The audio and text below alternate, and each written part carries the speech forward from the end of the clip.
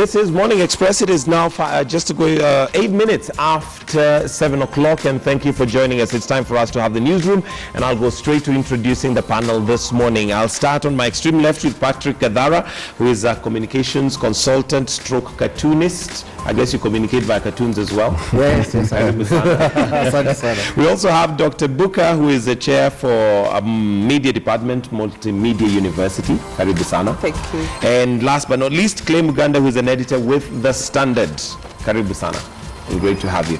All right, let's start off with just the headlines this morning. And I would call it like a battle for the headlines, because we have the Pope coming in. Then just very late yesterday we had cabinet reshuffle, which is also big news for Kenya. But we have The Standard with 5 ministers axed. We have Karibu Kenya with The Star, and Welcome Papa with the Daily Nation. Your comments on that, Dr. Buka, in terms of what should have been more headliney than the other, if there's anything like that. Well, it's been, I think last night must have been, a crazy time in many newsrooms, because with the reshuffle coming very late in the day, when, most of the newspapers and most of the media houses, the papers had essentially gone to bed. Yeah. And so the challenge of balancing, what was originally the headline, and of course the latest developments in the reshuffle, is something that I'm sure many of the newsrooms struggled with last night. And so, I must commend them for, trying to either cover the two or giving prominence to what was the latest news of the day last night. And the challenge that poses, especially when, such announcements are made late in the night, is a kind of initial coverage that then comes out of media as a result of that, because journalists then don't have enough time to investigate, to give you a more or less comprehensive story, a good analysis of the names that have been forwarded and the implications of that, which then gives room for Kenyans on Twitter and social media, to run with it the whole night before you can actually now come, the next day as a mainstream media and give it a more critical analysis of the issues. So, it's interesting that, Standard actually, has managed to get that as the headline. Managed to get that as a headline. Okay. Of course, Nation has the two, the Pope's visits. Actually, all of them, most of them have the two on the front page, because we also have Karibu Kenya on the Standard. On the Star, we have Karibu Kenya. Then, just below it, Uhuru's new government, and Welcome Papa, and below it, Kiunjuri takes Wigoro's job in reshuffle. Gadara, given that I think those dailies, I think it was the Standard, if I'm not wrong, that had reported and said, given that 1/3 of the cabinet currently is not there after Wigoro quit, there was something to the effect that the president will have to do something about this very soon. Should we have anticipated and possibly, like Dr. Buka is saying, there was no time to give analysis. Maybe given this, should we have seen that this is coming and maybe even had an analysis of some sort? Well, I would assume that yes, that perhaps the media should have anticipated that the reshuffle was coming. There was no way, I think, for them to get into Uhuru's head. But although one has to say, and I think we had discussed this on one of the KTN shows last week, about the need for media to have feelers within government, to interact with government, to know what government is thinking. Lots of these things, if you've got your sources and you're working them and you're in their faces, let's say, regularly, then you would have an inkling that something is coming, and I think this is where there's a gap where between that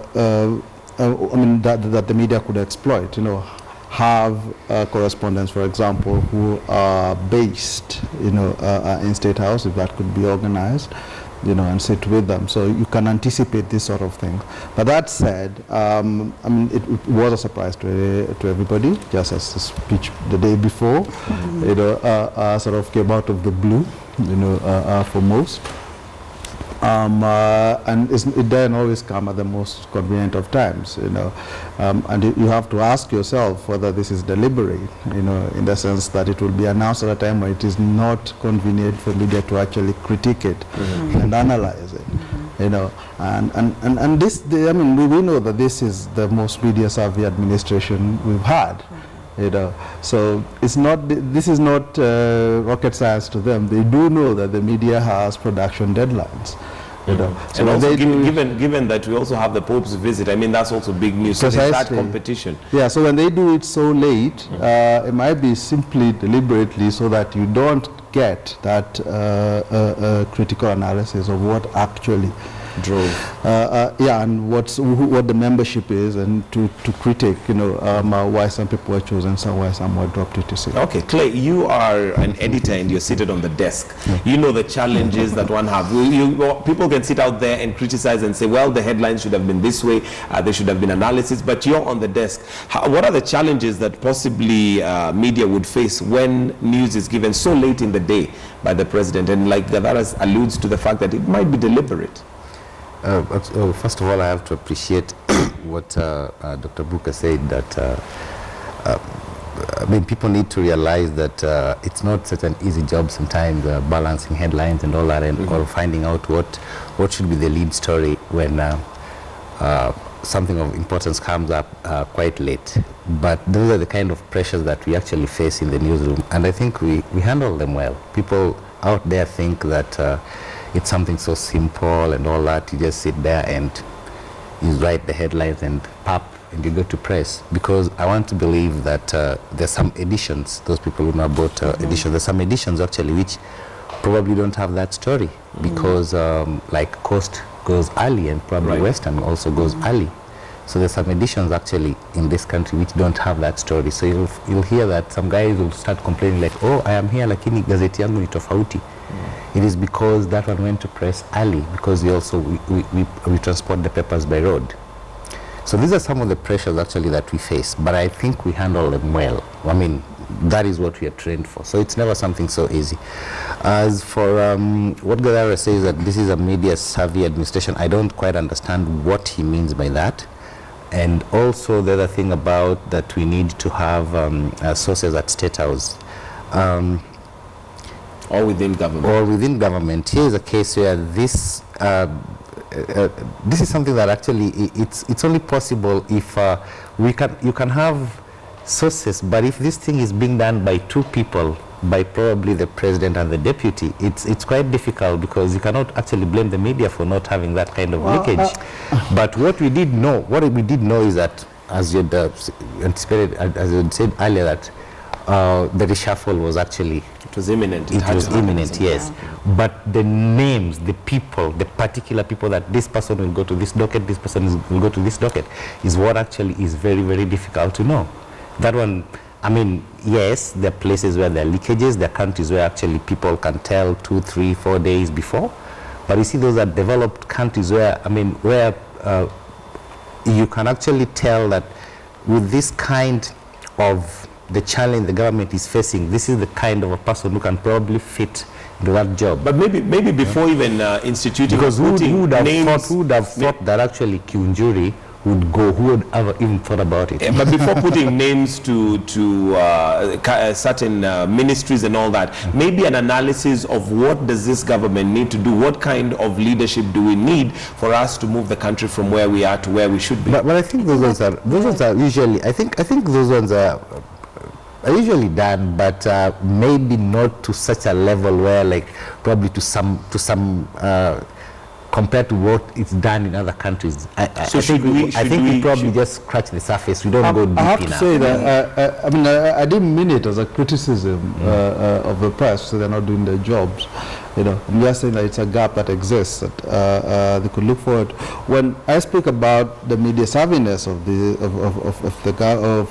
current administration, I mean, surely compared with Kibaki or Moi before him, this is an administration that has had much more engagement with the press. It hasn't always been an open sort of relationship with the press, but it has been there. You know, he has related much more, gave many more interviews, even in fact, than Kibaki ever did, or than Moi ever Yeah, did. probably because they're having more challenges than Kibaki ever had. I mean, just consider the fact that our media keeps running press releases from State House as stories.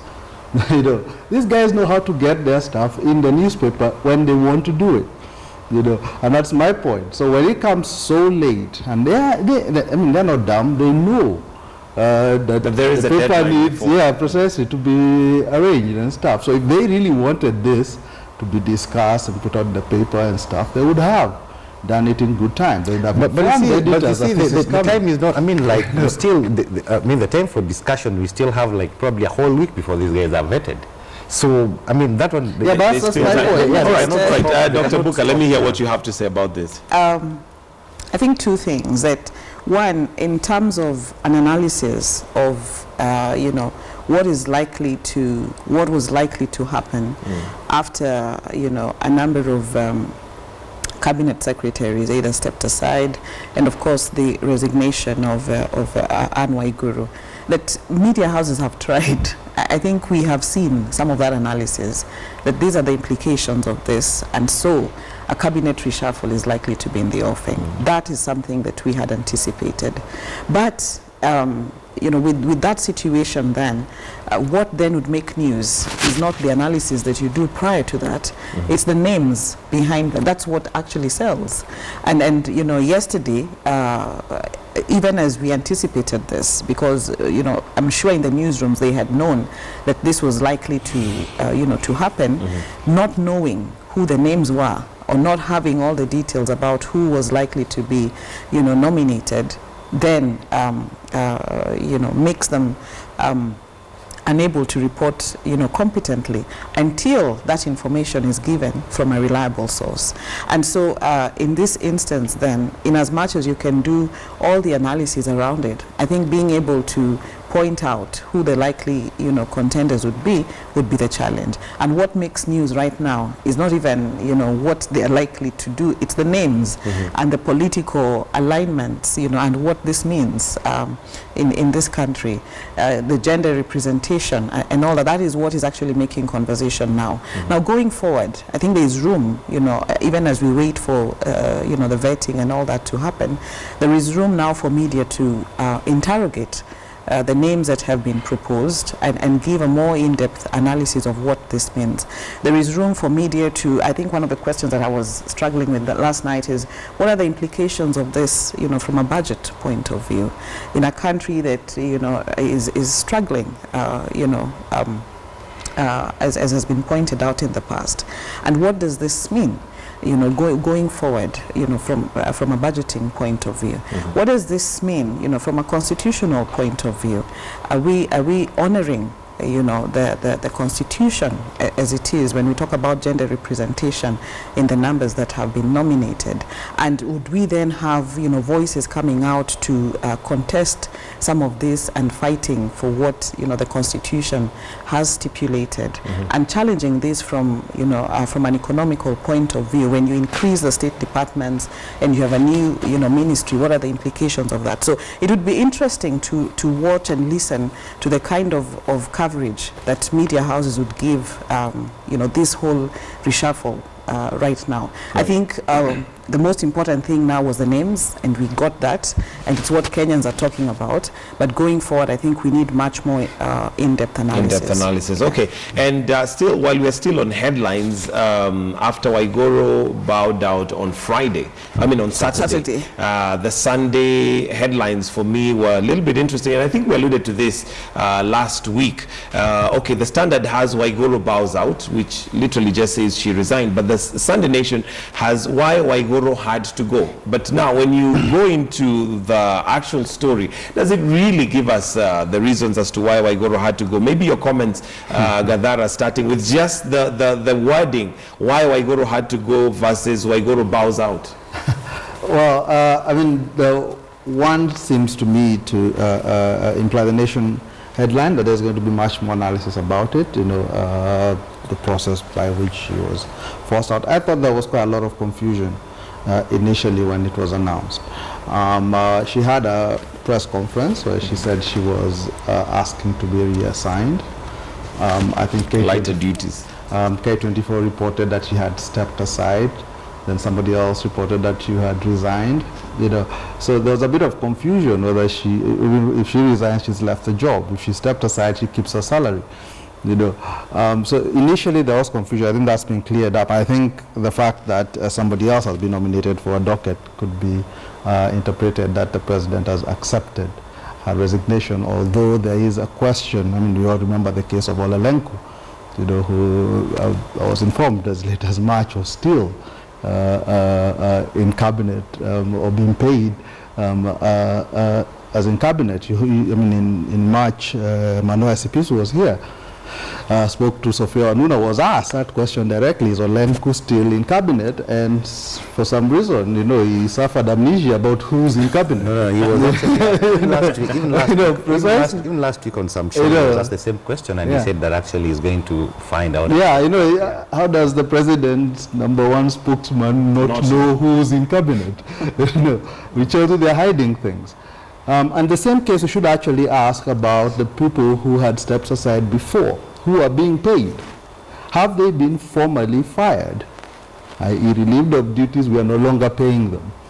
Or we will find out later on that some people are still within cabinet and we don't know. They're never talked about, they're never mentioned, we don't know what they're doing there, what jobs, but we are paying them. So it's important, I think, as we go forward, for media to interrogate this, and let it be formalized. I mean, I'd really love a statement out of State House saying, these are the guys in cabinet, these other guys are not being paid, they're out, they're gone, then that would clear up many things. Okay, Dr. Booker, what is the role of media when it comes to news that's already been broken? Given Wigoro's resignation, everybody knew this was no longer news that she has stepped aside. What would our role be once that is, whether she has resigned, stepped aside, it's even confusing right now. Whether she was asking for lighter duties, what are those lighter duties? What is our role at that point? That's an interesting question, and I think, thinking, as Clay would on a Saturday evening, when you really are struggling with what is going to be the lead story, and then you have, this statement, you're excited that yes, we have a big story. We have a big story to run with on Sunday. But the challenge with that also is the fact that by Saturday evening, news that Anne Wigoro had resigned was no longer newsworthy because it's out there, in the public. It's no longer breaking news. And so the challenge then, especially for the print media, is what new thing then do we run with? What new angle do we give the story? When you look at the Nation headline, it actually sells, because it then provides, what then should be an interesting read on what actually led to that point. But I think the challenge, again, even with the headline, as much as the headline was, catchy, is the content that then accompanies it. Because then you ask yourself, after I read all of this, I don't seem to really figure out what exactly. There's nothing new that it's good you said it. It's good you said it, yeah. It's good you said it, yeah. So, because then the standard headline would be, so what's new? We already know this, and so what is the Nation headline is likely to sell. But I think beyond, being able to sell, what's the content? That didn't seem to come out very clearly. Okay. And so you get disappointed as a reader. The why was not quite explained. Was not answered. No. Yeah, the why was not. I mean, if at all it was, and I think here is probably maybe because you can say it's a weekend, staff is slim and stuff like that, and also sometimes these things come, the so-called important news comes a little bit late. But under the circumstances, I think both the papers, I think we did within the time available, what we did was quite commendable, because we tried to explain why. Yes, standard headline does not have the why, but if you read the story, actually it tries to answer some of the questions, like why she had to leave. Yes, same, the Nation's headline has the why, but at the same time it's not so much deep like the same thing that would be done maybe, or what had been done before, why she probably going to leave, because there's so many things that had been said, like why she has to go and stuff like that. So within the limited time that we had, I think both the papers did a wonderful job. I mean, Okay. yeah. How do you strike a balance between giving a catchy headlines which has no content and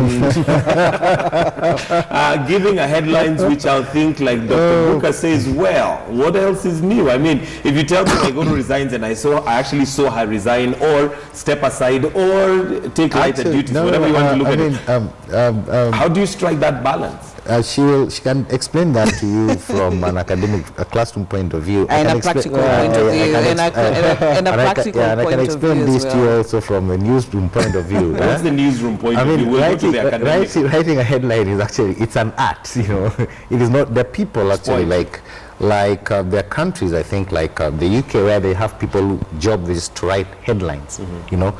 You have the story, the job is to write headline because you have this much space, and then you also have to work with the designer sometimes, like, okay, fine, we have this 2-deck, how is the design going, how is the paper going to look and all that. So there are quite a number of things that you also have to consider, quite a number of things, yeah.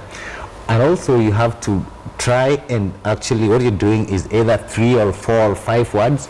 You try to summarize the story in those few number of words and make sure that actually it fits into that space, and also you're not going to compromise the design. Okay. Yes. So do you feel that sometimes, I'll come to you, Dr. Booker, do you feel like that, like sometimes we are injuring the integrity of the newsroom by giving a headline that possibly does not deliver what is expected? I mean, here I am buying a newspaper and expecting, wow, I'm going to be told why she resigned, apart from what she told me that her doctor is sitting next to her and has advised. Now there is the analysis, but then I read and find...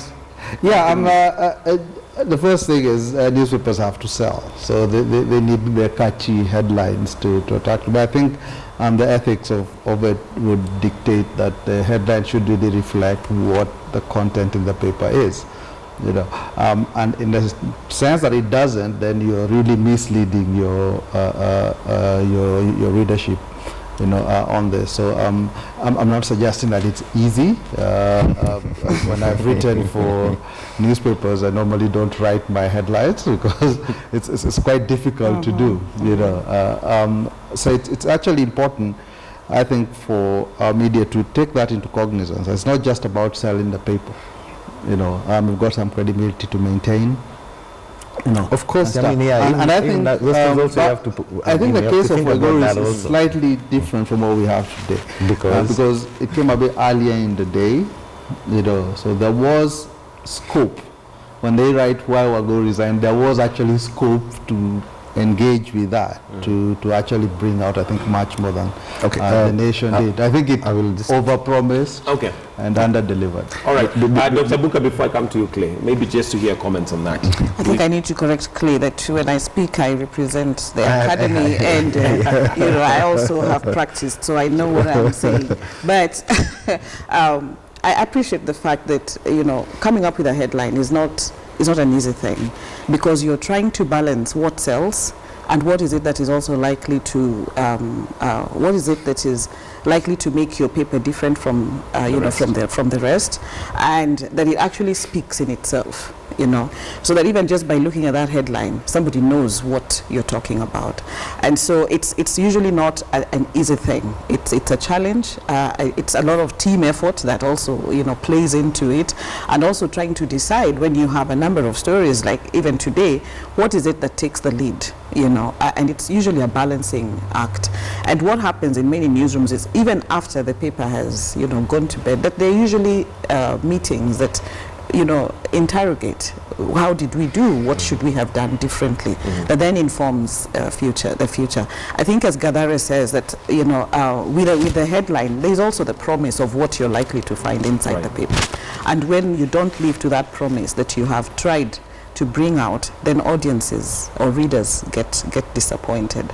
And with the case of you know, the Wigoro story, there had been a lot of room for you know, some analysis to have been done, because you know, there has been a lot regarding her ministry and NYS and all that. So there was room prior to the resignation and even after, because this was early in the day, to try and, you know, piece up the why, and make your paper or your newsroom different from the others by pointing towards that. Okay. Yeah. Finally, before we go to the Pope's visit and the coverage that's been there, you wanted to say something clear regarding that? There's this thing that the Wiguro's news came a bit early. I mean, as Gadara says, actually, you might say it's early, but it's quite a challenge for Sunday papers, because mostly Sunday papers actually, by now, today is Wednesday, we are actually already working on Sunday papers. So by Saturday, most of the paper is done. So actually, when you get something like that at 3 p.m. or 4, which is a bit early maybe for a work day, you actually have to start reconstructing the paper afresh, you know, because there's some stories that you'll have to knock off. You'll have to find out, like, okay, fine, because the lead story is probably mostly on Sundays. What the lead story is not much of what happened on Saturday. It's probably what happened throughout the week. Through the week. Yeah. So you see, here is a case where you're replacing it with a new story, you know, a live story. Let me put it that way. Yes, as you say about Wigoro, that there was so much information about, there was so much that had already been done. There was so much that had already been said about Wigoro's docket and all that.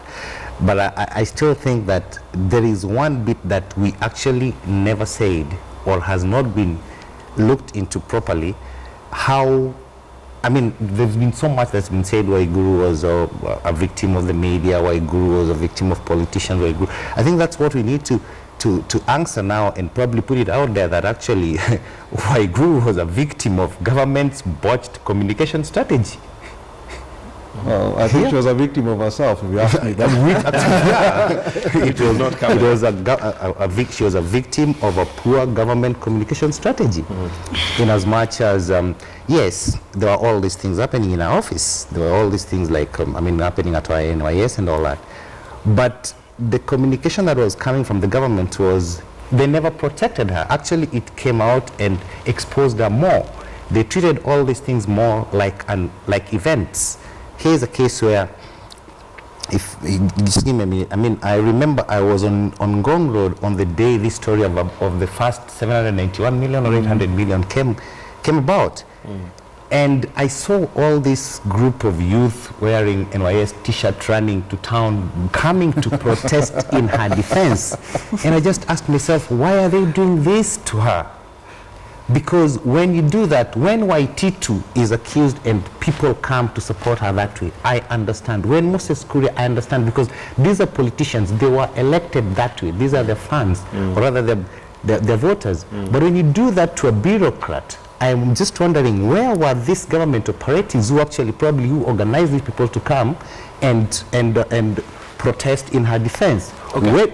When you do that, then you open her up to politicians from both points, whatever of the divide, to say like, oh, fine, this is a political thing. So that is actually the government communication unit failed to protect the whole thing about Wigoro. It's a botched communication strategy. And I was expecting that actually the first thing that probably Mr. Kenyatta would have done is the biggest thing that needs to be done actually now is probably to revamp the whole communication thing, because I think the government is not communicating to us. The government is holding events. Okay. And then after that, there's nothing to it. And I guess, Clay, will task you with that agenda of making sure that goes onto the paper, so that analysis finally comes out. We now want to go on to something else, and this is the Pope's visit, because that has been the news for the last, I believe, 3 weeks to a month. And of course, today is literally the day now he lands. And we've had quite a number of stories running right here at KTN News. And maybe just a refresher,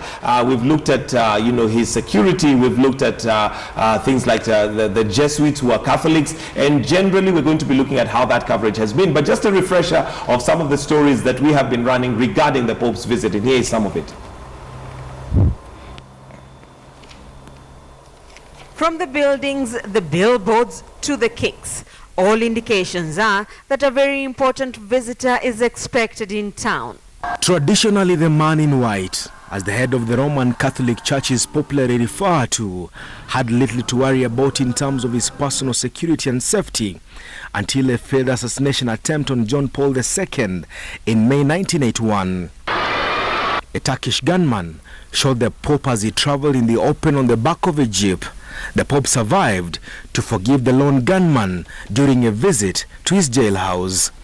The Catholic Church had to rethink the Pope's security and safety, and in its place introduced the Pope Mobile, a bulletproof custom-made motor vehicle that allowed the Pope to move in the open, greeting the crowds. And one of them is none other than Pope Francis himself, the very first Pope of the Catholic Church to hail from the congregation of Jesuits. But just who are Jesuits? Jesuits have a special way of contemplating life and the needs of society.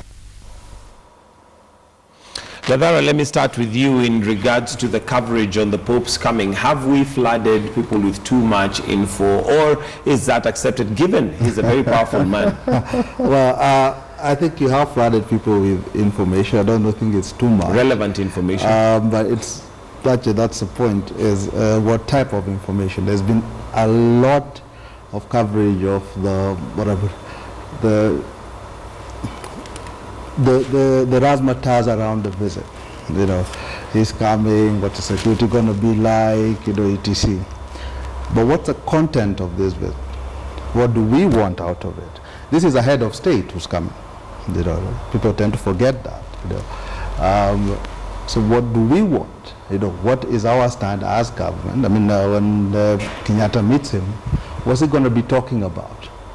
You know. And these are the sort of things. I said the same thing about the coverage of the Obama visit.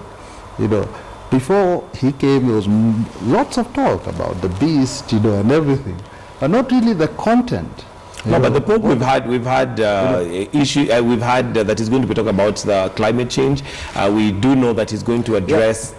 What's our stand? What do we want? Well, what's our interest in it? So when he comes to discuss climate change with us, you know, we've been at the forefront on climate change issues, pushing some stuff. So we should be asking, you know, are we forming alliances with the Vatican? You know, how is this likely to affect, whether it is the climate change conferences that are coming up, etc. You know, what is it that we want? What's our takeout of it? This is what I would love to see, I'd say, follow. The Pope has been quite vocal on issues like homosexuality, for example. I mean, when he said there's nobody to judge. Mm-hmm. I would really want to see whether anybody is interested in him questioning Kenyatta's view that it is a non-issue. You know, these are I want the meat of what the visit is about. You more want than just speculate. you know, more than just the razzmatazz around it. That's, for me, it feels that that's missing. Okay, Dr. Buka. I think you know, all the sideshows or you know, that surround the visit in themselves also make news. You know, we cannot not cover them because yeah, of course, I'm not saying that you don't. Yeah, so they would cover. I mean, they would actually make news, and a number of people are interested in that. I think for me, and I like what Gadara says, what's the content of this? We just need to be able to balance that. So that in as much as we have all the, you know, all the shows around his coming, that you also then cover the content of his coming.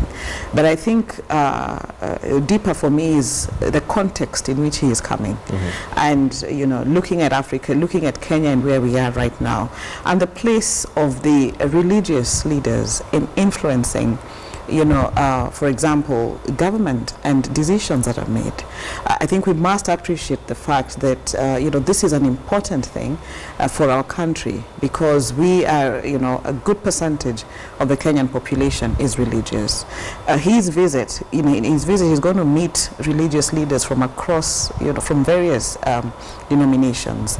And for me, the central question then is, in the context that he is coming in right now, a country that, you know, for us, corruption now is a national disaster. No. You know, we've struggled with you know, so much, you know, the terrorism attacks. There's just been a lot that's happening. And what does this visit then mean for us in terms of even trying to find solutions to that. And then, of course, the fact that this in itself talks of the importance of religious leaders in influencing, decisions, and have our religious leaders then been an integral part of, for example, challenging the institutions that are there when they fall short of what they have, what they have promised to deliver. So that for me would be something that I would wish to see. All right. Yeah. I do have a letter here from the United States of America Ambassador Godek, which I'd like to read before we finish. But Claire, I'd like to hear your take on our reportage on the Pope. And these guys are too deep. Do we sometimes look for too much information on something that maybe would be taken very lighthearted? I mean, the Pope's visit, like, I know I've seen some people say, like, okay, fine, the coverage, how when he was in the US and is not like how it's been so far. It's not like how it's been done here so far. But I think also the razzmatazz of the things around the Pope's visit actually make news. I was following the Pope's visit, I mean, on TVS in the US, and I realized that actually they covered more of sideshows. It got to a point that actually they had a camera just on the road. Oh, he's supposed to pass here, he's supposed to pass here. So all those things so it happens to the best of us. Fine, yes. When it comes to this bit about, yes, he's coming as a head of state, I think what we probably need to look at, like, okay, fine, so what are Kenyans' interests with the so-called city-state that is actually heads? Yes, we've had a representative there, I think, from 1963 or earlier. And what are the relations between Kenya and the city-state that the Pope heads? I mean, those are some of the things that, yes, we need to look at. And as I said, you guys are too deep, like, okay, fine, the role of religious leaders and all these things. Yes, we need to look at that. But for my media colleagues, actually, I think, I know we just need to get our act right and not get carried away so much, and not get carried away and make the same mistakes that some of these minor mistakes that people like Gadara would use to fight us with at some point. So the thing is, I would like to say one thing, which actually I know this is a mistake we make all the time. Please, people, don't say that Cardinal Joe is the head of the Catholic Church in Kenya, because he's not. Okay. And as we finish, Dr. Booker, this is an opportunity, and we've had great opportunity to sell Kenya, just by virtue of the fact that we have spotlights and cameras focused on Kenya because of the visitors that we have. Here we have the Pope again. What could we have done differently in the media to ensure that this is an opportunity for us really just to build up our tourism and have Kenya in a positive light, displayed in a positive light? Demystify Kenya to the rest of the world. It's interesting when you look at the international coverage of his visit. I can't remember which international media had said this is one of the riskiest visit. No, it was CNN again. It was CNN again, and no, it was not CNN. I don't think it was CNN. But it was. CNN called it his most dangerous trip. Okay. Like they said, a very dangerous trip. So you then see and France had warned that he doesn't. Okay, I'm told that we are running out of time, and I need to do this because then I would not want to offend those who are very gracious to us. And just to read this out to you, and maybe as I read it out, just to think in terms of, we're going to, tomorrow is Thanksgiving Day in America, which is a time where they take time to literally just give thanks for many things. And maybe we can think in terms of the members of the Fourth Estate, what do we have to be thankful for? As I read this, on Thursday, November the 26th, millions of Americans will join their families and friends for Thanksgiving Day. Although Thanksgiving celebration dates back to the first European settlement in America, it was not until the 1860 that Abraham Lincoln declared the last Thursday of November a national holiday. This day is an opportunity for reflection and to be grateful for everything with which we have been blessed. Please enjoy with this gift of Thanksgiving turkey. So we do have a turkey that has been graciously given to us by the ambassador for the United States, and that is Robert Godek. If I can ask Esther to just bring it in for us, or one of the cameramen, and as we curve it, I'd like to hear if there is anything that you, the family of the members of the Fourth Estate, this is a family thing, whether there is much that we can be thankful for, specifically in Kenya this year, for what we have had so far. And yeah, there we go. I think it has it looks really huge, and director, if you allow me, it is good. Thank you very much, Ambassador and Barack Obama, for giving us this. I will try and attempt. It's only us who've been given this, or all media houses? I assume it is us, because I don't know what other media houses. So you're safer off just assuming. I am safer off just saying it is us who are that privileged. So please forgive me if I do not curve it correctly, but I will try a little bit of reading. So Bedala, is there much that we can be thankful for where we are today? I think this goes this well, I mean, I do think we, as Kenyans, although this is clearly an American holiday, and it's supposed to be for dinner, if I'm not wrong. Yes. But anyway, well, we can carve it now and eat it. No, we are going to eat it, right? But yeah, I think as Kenyan media, I mean, one thing I am grateful for is the ability to actually ventilate and speak about issues, without constantly looking over our backs, although we know that there are still threats to that freedom.